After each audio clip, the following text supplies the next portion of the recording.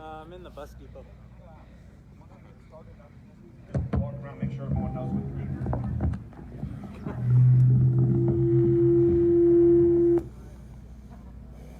We have to audible.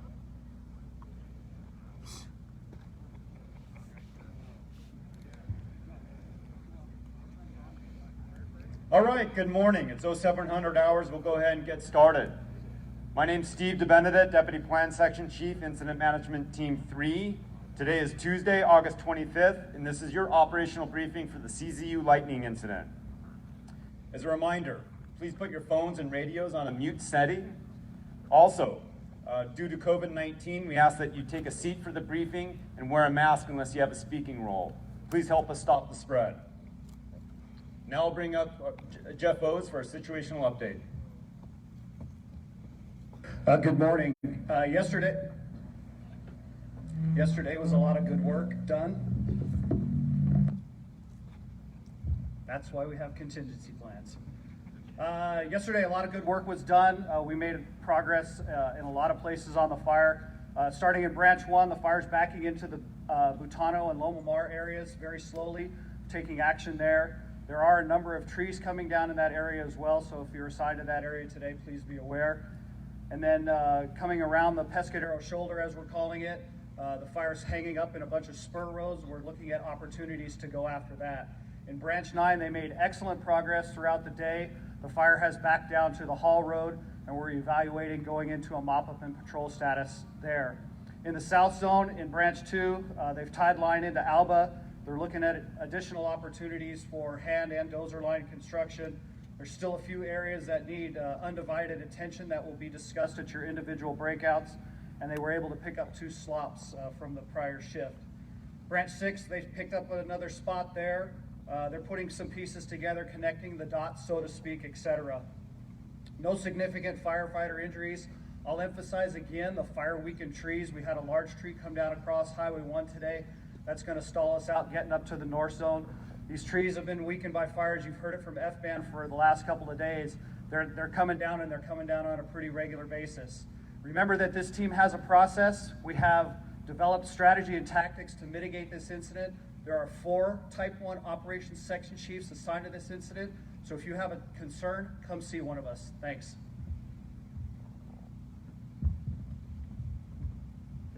Weather, Alex Hoon. Good morning, everyone. All right, so we have moist onshore flow that continues over the last couple days. Today, actually, the marine layer is the deepest that we've seen since we've been here, since the incident started. We have quite a bit of coastal fog that's pushed in up along Highway 1 and then up into the San Lorenzo Valley, as you guys can see. Now, those upper elevations are out of the fog, but it's still having very good recoveries last night. Expected those upper elevations to drop down to about 45 to 55% for your minimum humidities today. The lower elevations are only going to be about 55 to 70%. So you got some very favorable conditions during the day today. Expecting to see those onshore winds kick up this afternoon out of the west to southwest with gusts up to 15 miles per hour up on the ridgetops. Now, the coastal fog will develop again for tonight, so we're going to see very good recoveries especially for the lower elevations of the fire. The upper elevations of the fire are actually going to start seeing a little bit of drying up above 1,500 feet, so tonight you're going to see humidity is about 35 to 50% as you get into that overnight period. In the next few days, the onshore flow continues, good recoveries at night, relatively high moisture during the daytime, but later on, toward the end of the week and into the weekend, we're going to start seeing some warming and drying in the forecast. Make it a safe shift. Fire behavior, Brian Newman. Okay, good morning. Okay, so we're still under a really persistent dry pattern. It's been over 90 days since we've had any measurable rainfall in this area, which is unusual for this area for sure. The marine layer is starting to have an effect on those lighter fuels, especially along on the coast there, but it is not affecting the heavier fuels as fast as we would expect. So we really need to be heads up that those heavier fuels are still carrying fire and still contributing to fire spread.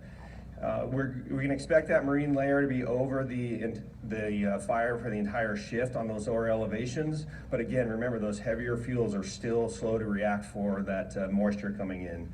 The heavy duff and dead and down is still contributing to fire spread, especially along the Highway 9 corridor. There's quite a bit of heat in there this morning off the satellite. So along Felton, Ben Lomond area, and then up on the Pescadero corner, there's still quite a bit of heat in there. So just be heads up on that. The upper elevations, they did experience some good recovery, but again, today you can expect it to be active when that southwest wind picks up. It's up in that drier range, and you can expect those heavier fuels still to carry fire. And you're hearing from night ops that they're still getting some spots in that fuel type. So just don't let your guard be down with this marine layer. The smoke and that marine layer early is going to inhibit any kind of air operations until about 11 o'clock, and then after that you should have pretty clear air. And then just really be heads up with the ash pits that are occurring from this really deep burnout in the stumps and the real heavy fuels. It's starting to become a big issue. Have a safe shift. Safety, Dave Sargenti. Good morning, everybody. If you turn to page 5 and 6 in the IAP, you'll find your safety products, the safety message, and the 215A. Those are going to be utilized by yourself as supervisors on this incident to brief your crews according to the plan. A couple things we want to talk about this morning. First is briefings. You'll see and you'll hear and you'll see in the plan today we have multiple operations going on, from mop-up to line construction, helicopter operations, lots of different things going on. So make sure you brief your crews on what their role is on the plan. Try and minimize those distractions and keep them as focused as you can on the tasks at hand. Driving continues to be a challenge. We are very comfortable out there. The public is still out there in certain areas. They're very comfortable, and we don't want any conflicts. So be patient, be professional. Make sure you emphasize to your drivers that you want to get to your assignment safely, and emphasize to them to be patient with the roadways that are out there. And finally, we are in mop-up. Obviously, it's the grinding part of the incident. We ask that you continue to motivate your crews, keep them hydrated, keep the nutrition there, make sure all the PPE is worn. With that, we will have 5 safety officers on the line today. We are located in the safety shop on Trailer Row. If there's any questions or concerns, please don't hesitate to reach out to us directly. Have a great shift. Okay, concerning objectives, here at IMT3, we ask the line supervisors, when you do your individual breakouts, to read the ICS 202 and go over the strategic objectives and the leader's intent. In addition to those, we have our management objectives and our control objectives. Our management objectives are fight fire aggressively while maintaining safe work practices to minimize threats to the public and emergency responders. All actions and efforts will focus on safeguarding the citizens and resources of Santa Cruz and San Mateo counties. Ensure evacuation and repopulation occurs in a safe, efficient, and effective manner. Ensure COVID-19 precautions and best practices are met always. Minimize damage to structures, private property, and other improvements in the fire area. Protect natural, cultural, and heritage resources. Continue to foster and maintain positive relationships with all local cooperators and stakeholders. Provide timely and accurate incident information. And maintain fiscal accountability, keeping costs commensurate with the values at risk. For control objectives, keep the fire north of Highway 17, keep the fire south of Highway 92, keep the fire east of Highway 1, and keep the fire west of Interstate 280. Now for operations, Mark Brunton. Good morning. So a lot of good work's been done over the past number of shifts. The weather's really cooperated with us. We're making a lot of end roads throughout the fire. Fantastic job to everybody that's been put in that hard time and hard efforts. Our number one priority again is that branch 2 area and then the branch 6 area. A lot of work to be done in there, a lot of good work's done, and continue to do a lot of good work moving forward. Go through our roll call. We roll call down to the division soup level. So we have our 2 operations, our north and south zone. Our north zone operations, Operations Section Chief O's. Alpha Charlie Hibden. Trainee Peterson. Your TAC is NIFC TAC 1. Branch 1, Jerry. Echo Golf, Riston. Your TAC, NIFC TAC 5. Branch 9, Gonzalez. Division Kilo, Coos. Your TAC, NIFC TAC 6. Branch 2, Bohol. Romeo, Silvera. Your TAC, V-Fire 26. Tango, Bonfante. Your TAC, CDF TAC 26. Bonnie Doon Group, Hubs. Your TAC, CDF TAC 31. Our South Division Ops Section Chief is Norman. Moving on to Branch 6, Pierce. In Whiskey is Hagee. Your TAC, CDF TAC 27. And Zulu, Murray. Your TAC, CDF TAC 30. So in order to accomplish this, this strategy and this plan throughout and moving forward, it's all about leadership. And with leadership, not only we as a team, our job is to provide that leadership to you so that you set the plan and you folks are able to accomplish that mission that we set forth. And so I want to thank my teammates for that. In addition to that, we have additional folks at the leadership role. I want to acknowledge their outstanding work that they've done. They've stepped up, taken on the challenge, and they're making it happen. So some of our branch directors like Smallinger, Chief Armstrong, Chief Hubs, we've got Chief Ham, and a number of other folks, Division Soup level, providing excellent leadership out there, providing leadership for you so that we can accomplish that mission. And then for you out there, whether you're leading a strike team, a crew, a single increment engine company, or whatever it may be, you're providing leadership. And that's what we do to provide that leadership, get that mission done, take care of business. Actions speak louder than words. You're doing it. You're making it happen, and we're proud of you, and we thank you for that leadership. So today, we want you to provide that leadership, get the job done, and lead like champions today. Air Operations, Matt Stanford. Good morning. We've been doing really good with boots on the ground and aircraft working together. It's been a very good combination, and I thank you for that. Communication is going great. CDF TAC 17 is air to ground. Available today, we'll also have air attack and tankers available if the ceiling lifts. We'll be working the copters underneath the ceiling when we can. We'll get in there and do what we can. You have those copters, and the communication has been great. So keep those copters working and get that structure protection done. We have 6 water dropping helicopters, 2 Helco ships, 1 recon ships. Starting today, we will also have a hoist ship available, a 24-hour hoist ship. Allow for reflex time, and please follow the medical plan. Work hard, work safe. Thank you. Communications, Kyle Johnson. Good morning. You find your IAP, the 205 in your IAP on page 19 and 20. It is a 2-page IAP. So we're utilizing CDF Command 2, tones 9, 10, 11, 12, and 13. So when you're out there, try to hit that kickback on the mountaintops. Key the mic, listen for that kickback, and then once you find out what tone works best for you, announce that tone. On the map in your IP, or the accessory map package, it shows where the location of the mountaintops are, so that'll be helpful for you as well. If you're still having problems, don't forget about putting the human repeaters up there on top of a ridge. Cloning and repairs has moved from the comm band a little bit to the northwest of where we eat, so it's a little different location, a little further walk for you, but make sure you come over there and get cloned this morning. Thank you. Medical, Tim Sullivan.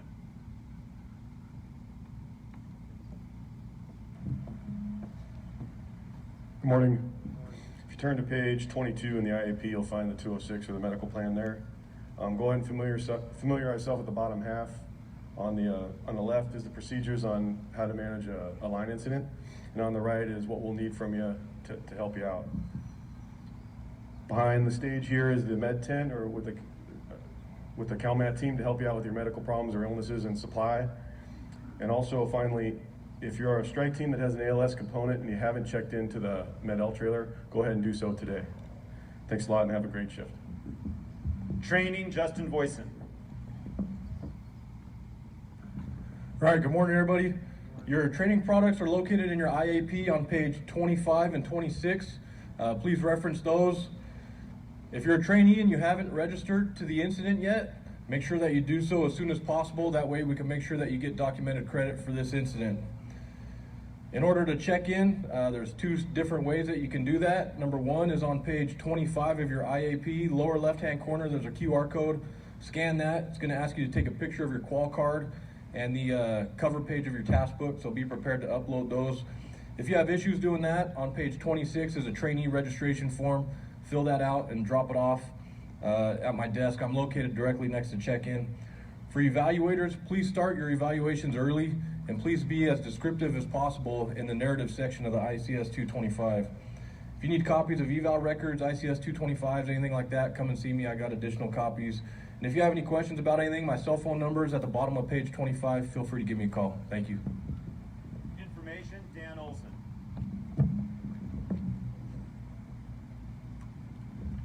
Good morning. If you turn to page 28 in the IAP, I've got some information I'd like to provide for you.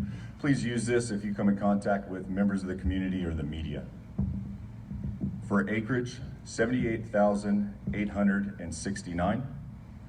Containment is currently at 17%. And total personnel assigned is 1,611. As many of you know, we have a heavy media presence out here. If should you choose to conduct an interview or provide that information, please remember that we're representing 77,000 people that have been affected in this community, and we have an obligation to provide timely and accurate information. Thank you for the work you're doing, and have a good day. San Mateo, Santa Cruz Unit Chief Ian Larkin.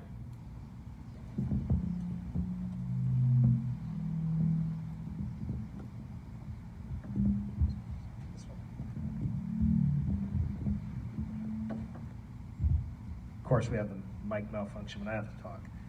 Good morning, everybody. I just want to take an opportunity to address you guys. You guys are doing outstanding work out there. With the limited resources we have out here, I couldn't ask for anything more. Be mindful of what we have out there. We have a very dangerous situation, as it's been stated. We have a lot of heavy timber that has had 9-10 days of burning in it, and it's become a situation you need to really be cognizant of. So please take the time, be diligent about that. And as it was stated before, we have 77,000 plus people that have been affected by this.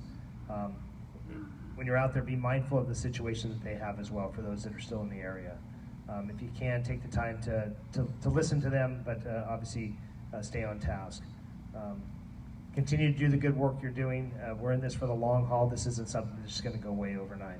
There's a lot of outside influences that are affecting this fire, and we just need to have you guys stay on task, do the job that you're doing, and keep up the good work.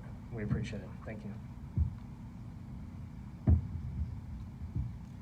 All right, a few reminders. Immediately after briefing, if you are on the IAP, please go to your breakout station. Those places have been posted outside the briefing area, opposite end of the stage.